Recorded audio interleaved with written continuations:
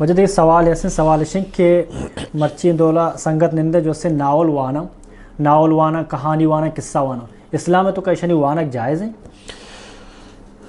جی من چک فیسرا گوشت کہ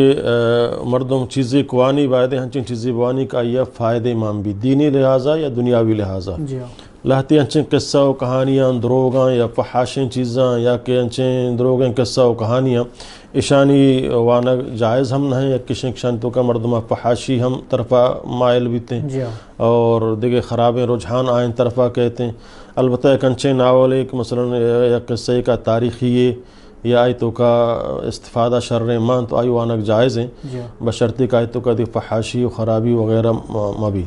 تو واحد ایک مردم چونا فارغ وقتا مسلمان اللہ رب العالمین وقت یک عظیم کتاب داتا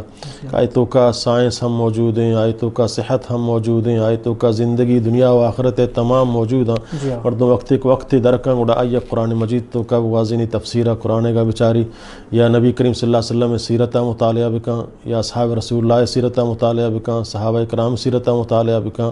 یا ہنچین طبی کتابیں کا آیتوں کا صحتی فائدہ رسیتے ہیں عام ناولانی وانا گا ہنتوں کا فوٹو مانا جنکانی تصاویر مانا